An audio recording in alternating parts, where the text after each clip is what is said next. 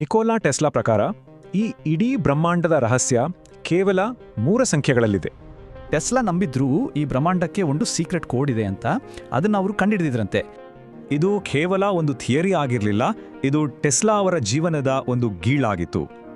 ಅವರು ಯಾವುದೇ ಬಿಲ್ಡಿಂಗ್ ಒಳಗೆ ಹೋಗೋ ಮುಂಚೆ ಸರಿಯಾಗಿ 3 ಬಾರಿ ಅದರ ಸುತ್ತಲೂ ನಡೀತಿದ್ರು. ಅವರ ಈ ವಿಚಿತ್ರ ಅಭ್ಯಾಸಗಳೆಲ್ಲ ಒಂದು ನಿರ್ದಿಷ್ಟ ಸಂಖ್ಯೆಗಳ ಗುಂಪಿಗೆ ಸಂಬಂಧಿಸಿದ್ದವು. ಅವರ ದಿನನಿತ್ಯದ ಕೆಲಸಗಳಿಂದ ಹಿಡಿದು ಎಲ್ಲಿ ಮಲಗಬೇಕು ಅನ್ನೋದನ್ನು ಈ ಸಂಖ್ಯೆಗಳೇ ನಿರ್ಧರಿಸ್ತಿದ್ವು. ಈ ಸಂಖ್ಯೆಗಳು ಯೂನಿವರ್ಸಲ್ ಮ್ಯಾಥಮೆಟಿಕ್ಸ್ನ ಒಂದು ಭಾಗ ಅಂತ ಅವರು ನಂಬಿದ್ರು.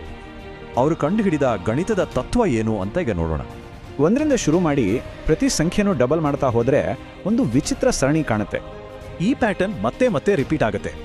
ಆದರೆ 3, 6 ಮತ್ತು 9 ಸಂಖ್ಯೆಗಳು ಮಾತ್ರ ಇದರಲ್ಲಿಲ್ಲ. ಅಂದ್ರೆ 3 ಮತ್ತು 6 ಒಂದು ಲೋವರ್ ಡೈಮೆನ್ಷನ್ನು ಮತ್ತು 9 ಒಂದು ಹೈಯರ್ ಯೂನಿವರ್ಸಲ್ ಡೈಮೆನ್ಷನ್. ಸಿದ್ಧಾಂತದ ಪ್ರಕಾರ ಈ ಸಂಖ್ಯೆಗಳು ಪ್ರಕೃತಿಯ ಮೂಲಭೂತ ವಿನ್ಯಾಸದಲ್ಲಿ ಎಲ್ಲೆಡೆ ಕಾಣಸಿಗುತ್ತವೆ. ಯಾವುದೇ ಜಾಮೆಟ್ರಿಕ್ ಶೇಪ್ ತಗೊಳ್ಳಿ, ಅದರ ಒಳಗಿನ ಕೋನಗಳನ್ನು ಕೂಡಿಸಿದಾಗ ಬರೋ ಉತ್ತರ 9. ಇದು ಕೇವಲ ಶೇಪ್ಗಳಿಗೆ ಮಾತ್ರವಲ್ಲ, ನಮ್ಮ ಸೋಲಾರ್ ಸಿಸ್ಟಮ್ನ ಅಳತೆಗಳಲ್ಲೂ ಇದೆ. ಉದಾಹರಣೆಗೆ ಚಂದ್ರನ ವ್ಯಾಸ 2160 ಮೈಲಿಗಳು. ಇದರ ಅಂಕಿಗಳನ್ನು ಕೂಡಿಸಿದಾಗ ಬರುವ ಉತ್ತರ ಅಂದರೆ ಡಿಜಿಟಲ್ ರೂಟ್ 9. ಈಗ ನಮ್ಮ ಭೂಮಿಯನ್ನೇ ತೆಗೆದುಕೊಳ್ಳೋಣ. ಇದರ ವ್ಯಾಸ ಸುಮಾರು 7920 ಮೈಲಿಗಳು. ಇಲ್ಲೂ ಅಷ್ಟೇ, ಇದರ ಅಂಕಿಗಳನ್ನು ಕೂಡಿಸಿದಾಗ ಸಿಗೋ ಡಿಜಿಟಲ್ ರೂಟ್ 9. ನಮ್ಮ ಸೌರವ್ಯೂಹದ ಕೇಂದ್ರ ಸೂರ್ಯ, ಇದರ ವ್ಯಾಸ ಸುಮಾರು 8,64,000 ಮೈಲಿಗಳು. ಆಶ್ಚರ್ಯ ಅಂದ್ರೆ ಸೂರ್ಯನಿಗೂ ಇದೇ ಪ್ಯಾಟರ್ನ್ ಅನ್ವಯಿಸುತ್ತದೆ.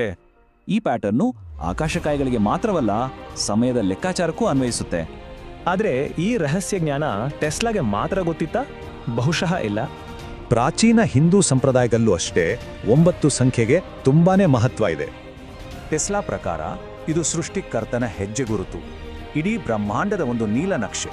ಈ ಪ್ಯಾಟರ್ನ್ ನಿಜಕ್ಕೂ ಇದೆ, ಆದರೆ ಇದರ ಹಿಂದಿನ ಅಸಲಿ ಅರ್ಥವೇನು ಅನ್ನೋದು ನಮ್ಮನ್ನು ಯೋಚನೆಗೆ ಹಚ್ಚುತ್ತೆ.